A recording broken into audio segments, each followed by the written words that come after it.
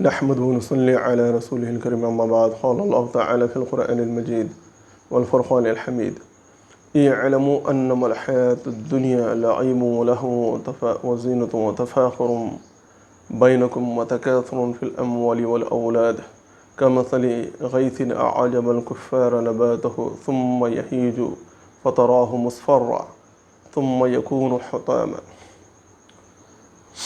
وفي الآخرة عذاب شديد ومغفرة من الله ورضوان وما الحياة الدنيا إلا متاع الغرور۔ محترم ناظرین، السلام علیکم ورحمۃ اللہ وبرکاتہ۔ آج ہم پھر ایک نئے ویڈیو کے ساتھ آپ کے سامنے حاضر ہو رہے ہیں، جس کا موضوع ہے دنیا اسلامی نقطہ نظر سے یا اسلام کی روشنی میں۔ دیکھیے، جس دنیا میں ہم رہ رہے ہیں اس میں 3 قسم کے لائف سٹائل ہیں، اور وہ لائف سٹائل انسان کے نظریے کی مناسبت سے ڈیزائن ہوتا ہے۔ انسان جس طرح سے نظریہ رکھتا ہے اس دنیا کے تعلق سے، اس طرح سے اس کا لائف سٹائل ڈیزائن ہوتا ہے۔ تو آج میں آپ کے سامنے بتانا چاہتا ہوں کہ مومن کا لائف سٹائل کیا ہونا چاہیے اور کیا بیہیویئر اس دنیا کے ساتھ ہونا چاہیے۔ قرآن میں بھی اللہ نے واضح طور پر فرمایا کہ دنیا مومن کے لیے ایک امتحان گاہ ہے، آزمائش کی جگہ ہے، یہ انٹرٹینمنٹ کا پلیس نہیں ہے۔ دیکھیے، ہم سے پہلے جو پیشرو امتیں گزری ہیں، اسپیشلی یہود اور نصارہ، جیوز اینڈ کرسچنس، یہ دونوں کا نظریہ بالکل ہی عدل کے خلاف تھا۔ یہود دنیا کی محبت میں پوری طرح سے ڈوب گئے تھے، اور ان کا حال یہ تھا کہ قرآن میں اللہ نے فرمایا ان کی دنیا میں جینے کی چاہت ایسی ہے کہ ان کو اگر 1000 سال بھی جینے کے لیے دیا جائے تو وہ اور جینے کی چاہت کریں گے، اور یہاں تک کہ دنیا کمانے کا نشہ چڑھ گیا تھا کہ اللہ کی آیتوں کو بھی بیچ ڈالتے تھے۔ یشترون بآیات ثمنا قلیلا کے الفاظ آئے ہیں کہ قرآن یعنی اپنے کلام توریت کی آیتوں کو تھوڑی سی قیمت پر بیچ ڈالتے تھے۔ تو یہ دنیا کی محبت اتنی غالب آ گئی تھی، اور نصارہ رضا الہی کی تڑپ میں، چکر میں رہبانیت اختیار کر لیے تھے، یعنی totally separation from this world. تو یہ بھی رہبانیت ہے، اور رہبانیت کو اسلام میں پسند نہیں کیا گیا، اور یہ دنیا سے کٹا کر، جھمیلوں سے آزاد ہو کر، ذمہ داریوں سے آزاد ہو کر عبادت میں مشغول ہو جانا، یہ بھی اسلام پسند نہیں کرتا۔ تو یہ دونوں کے بیچ کا رویہ کیا، یہ دنیا میں رہیں اور رضا الہی کے لیے کوشش کریں، دنیا میں رہیں، اس کے ریسورسز کو استعمال کریں، لیکن رضا الہی کے ساتھ، اللہ کی مرضی کے ساتھ، تاکہ ہماری دنیا بھی سنور جائے اور آخرت بھی سنور جائے۔ اب سورہ حدید کی جو آیت میں تلاوت کیا ہوں آپ کے سامنے، اس کی روشنی میں یہ علم، جان لو، یہ دنیا کی زندگی کھیل اور تماشا اور زینت کا سامان ہے، اور تمہارا آپس میں ایک دوسرے پر فخر جتانا اور کمپٹیشن کرنا ہوتا، تکاثر فی الاموال والاولاد، اور تمہارے اولاد میں اور تمہارے مالوں میں ایک دوسرے سے مسابقت کرنا، کمپٹیشن کرنا ہے۔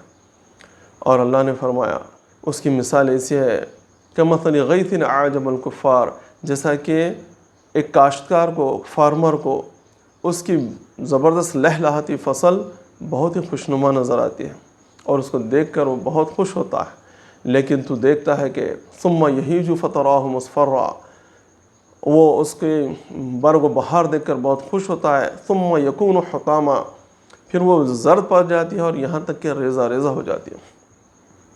اور آخرت، وفی الآخرۃ عذاب شدید، اور آخرت میں عذاب ہے اور شدید عذاب ہے، اور اللہ کی مغفرت ہے اور اس کی رضا ہے۔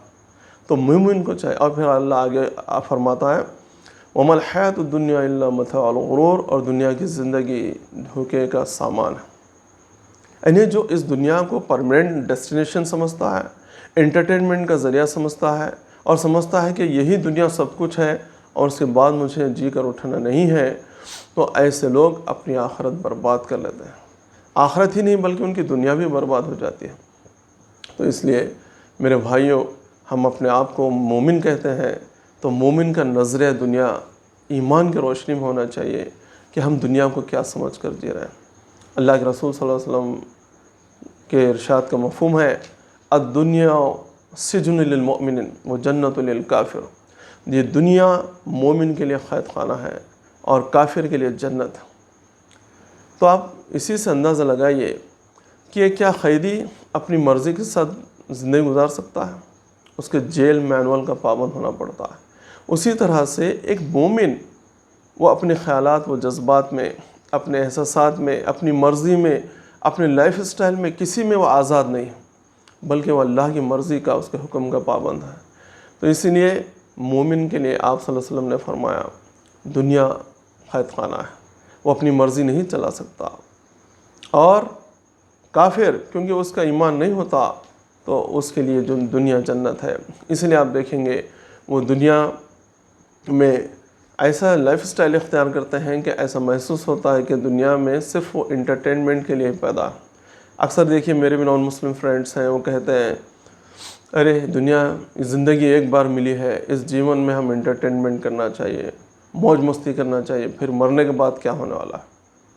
تو اگر یہی لائف سٹائل، یہی نظریہ ہمارا ہوا، یہ نظریے کی وجہ سے ان کا لائف سٹائل اتنا چینج ہو گیا کہ دنیا میں ارسپانسبلٹی کے ساتھ آخرت کو کنسیڈر کرے بغیر وہ زندگی گزارتے ہیں۔ تو میرے بھائیوں، اگر ایک مومن بھی آخرت کو مد نظر رکھتے ہوئے زندگی نہیں گزارتا اور اس دنیا کو سمجھتا ہے کہ لائف انٹرٹینمنٹ کا ذریعہ ہے، موج مستی کا ذریعہ ہے، تو پھر وہ اپنی دنیا آخرت دونوں تباہ کر لیتا ہے۔ تو اس لیے دنیا کے تحت ہمارا نظریہ واضح طور پہ ہو جانا چاہیے۔ اللہ نے ایک فصل سے مثال دی، آپ اندازہ لگائیے فصل کیسی محسوس ہوتی ہے آپ کو؟ فصل جیسے آتی ہے برگ و بہار، اس کی تازگی اور اس کی ہریالی دیکھ کر انسان ایسا خوش ہوتا ہے اور سمجھتا ہے کہ یہ ہمیشہ رہے گی، لیکن آپ دیکھیں گے تھوڑے دن میں وہ فصل زرد پڑ جاتی ہے، پھر اس کے بعد اور تھوڑے دن میں اتنی ریزہ ریزہ ہو جاتی ہے اور کہ ہوائیں اسے اڑائے لے پھرتی ہیں۔ اللہ نے کیا پیاری مثال دی، آپ دیکھیں گے یہ رینی سیزن میں اور ونٹر سیزن میں کھیت فصلیں کتنی برگ و بہار کے ساتھ زبردست سرسب و شاداب میدان نظر آتے ہیں، لیکن آپ گرما میں دیکھیے ایسا محسوس ہوتا ہے کہ زندگی کا خاتمہ ہو چکا ہے۔ وہی فصلیں تھیں تھوڑے دن پہلے، لیکن آج وہ چٹیل میدان کی طرح ہو جاتی ہیں کھیتیاں۔ تو اس طرح سے اللہ نے دنیا کو تعبیر کیا اس فصل سے کہ دنیا کی تمام چیزیں اور عیش و آرام اور عشرتیں اور یہ لگزریسنس صرف چند روزہ زندگی کا سامان ہے، پرماننٹ چیز کوئی اور ہی ہے۔ تو اس لیے مومن کو پرماننٹ کی طرف دیکھنا چاہیے، ٹیمپرری پہ فدا نہیں ہونا چاہیے۔ آپ کو آخری مثال دیتے اپنی بات ختم کروں گا میرے بھائیو، یہ دنیا کسی کی وفادار نہیں، یاد رکھیں۔ جو لوگ دنیا پر فرفتہ ہوئے ہیں ان کا نام و نشان مٹ گیا ہے، آپ ماضی کی تاریخ دیکھیں۔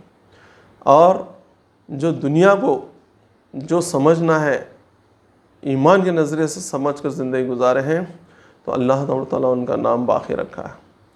تو یہ دنیا انٹرٹینمنٹ کا ذریعہ نہیں ہے، یہ دنیا امتحان گاہ ہے، ایگزامینیشن ہال ہے۔ اس کو ایگزامینیشن ہال کے طور پہ استعمال کریں۔ اگر اس کو اپنی خواہشات کی تکمیل کا ذریعہ بنائیں تو پھر ہماری زندگی برباد۔ اللہ نے واضح طور میں فرمایا الدنیا متاع الغرور، یہ دنیا دھوکے کا سامان ہے۔ مرنے کے بعد جیسے روح قبض ہونے والی ہوتی ہے تب ہم کو اندازہ ہوتا ہے کہ دنیا کتنی ٹیمپرری تھی۔